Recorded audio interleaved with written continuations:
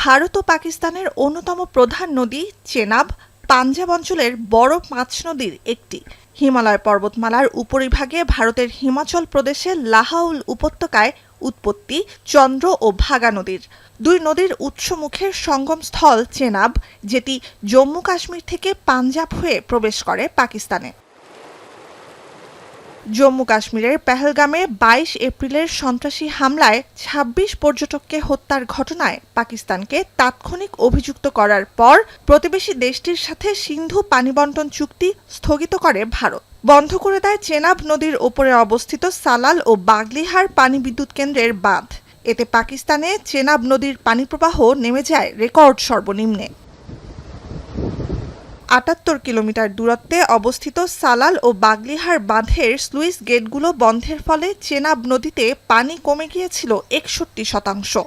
এর মাধ্যমে কৃষি খাতে সেচের পানি সরবরাহ কমে গিয়ে চাপে পড়বে পাকিস্তান, এমনটাই আশা করেছিল ভারতের কেন্দ্রীয় সরকার। তবে শেষ পর্যন্ত হলো উল্টোটা।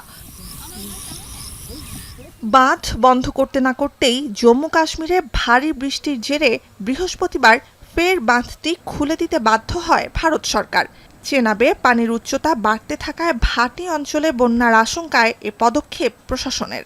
চেনাবে বাঁধটির কৌশলগত অবস্থানের কারণে বন্যার ঝুঁকিতে পড়েছে প্রতিবেশী পাকিস্তানও। ঝিলাম, রবি, বিয়াস, সুতলেজের মতোই স্থগিত সিন্ধু পানি বণ্টন চুক্তির অংশ চেনাব নদীও। ১৯৬০ সালের এই চুক্তি অনুযায়ী এসব নদীর পানি নির্দিষ্ট অনুপাতে বিভক্ত হয়ে আসছিল ভারত ও পাকিস্তানের মধ্যে। কৃষি খাতে সেচের জন্য এসব নদী প্রবাহের ওপর নির্ভরশীল পাকিস্তান। সিন্ধু চুক্তির আওতায় বাগলিহার বাঁধকে কেন্দ্র করে অতীতেও বিবাদে জড়িয়েছে ভারত ও পাকিস্তান। নুজহাত কামাল, এখন বিশ্ব।